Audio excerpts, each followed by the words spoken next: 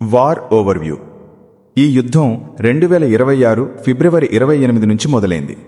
US, Israel కలిసి ఇరాన్పై పెద్ద వాయుసేన బాంబుల ఆపరేషన్ చేసింది.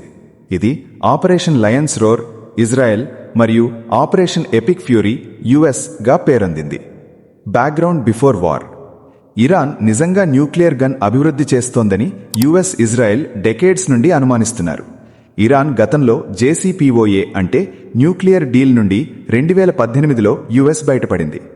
ఇరాన్ ఇదేలో హిజ్బుల్లా మరియు మిలీషియస్ ద్వారా మిడిల్ ఈస్ట్లో ప్రాక్సీ ఇన్ఫ్లుయెన్స్ పెంచింది.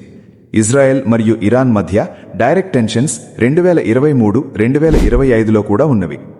2025 చివర్లో ఇరాన్లో పెద్ద ఆర్థిక కారణాల ప్రొటెస్టులు వచ్చాయి.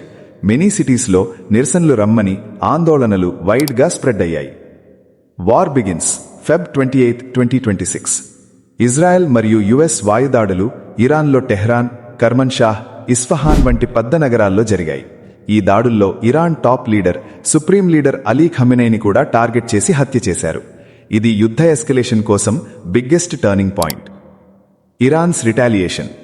ఇరాన్ బ్యాలిస్టిక్ మిసైల్స్ మరియు డ్రోన్స్తో ఇజ్రాయెల్ మరియు యుఎస్ ఇంట్రెస్ట్స్ పై కౌంటర్ అటాక్స్ చేశారు. వివిధ గల్ఫ్ దేశాలలో యుఎస్ బేసుల మీద కూడా ఇరాన్ దాడులు చేశారు. Strait of Hormuz closure. Iran నమ్మకంగా అభివృద్ధి చెందింది కావడంతో స్ట్రెయిట్ ఆఫ్ హార్మోజ్ని ఎఫెక్టివ్గా క్లోజ్ చేసింది. ఇది గ్లోబల్ ఆర్థికానికి పెద్ద షాక్గా మారింది. Regional escalation.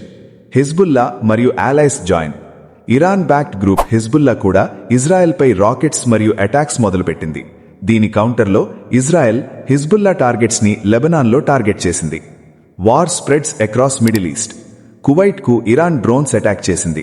Saudi Arabia, UAE, ఖతర్లో టెన్షన్స్ హైగా ఉన్నది. గ్లోబల్ ఆయిల్ రేట్స్ చేంజ్ అయ్యాయి. Flights, trade routes massively effect అయ్యాయి.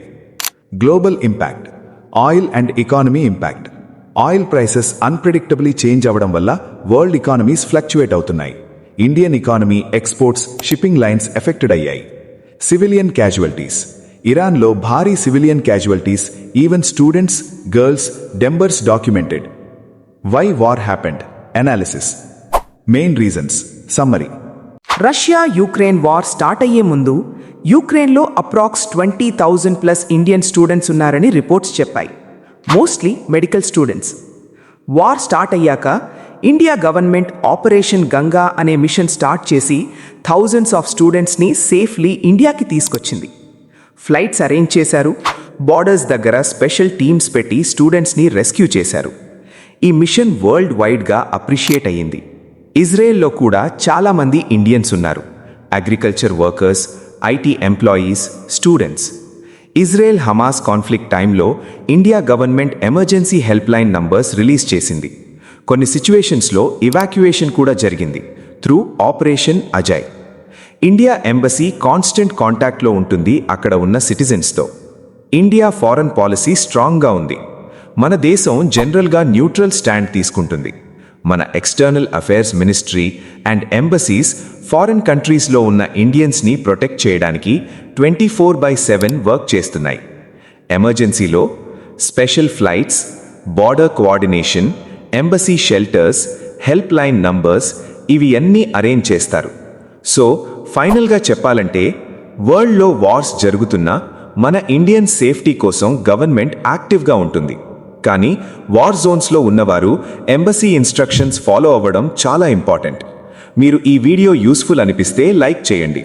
మీ ఒపీనియన్ కామెంట్స్లో చెప్పండి. ఇంకా ఇలాంటి ఇన్ఫర్మేటివ్ వీడియోస్ కోసం సబ్స్క్రైబ్ అవ్వండి. #war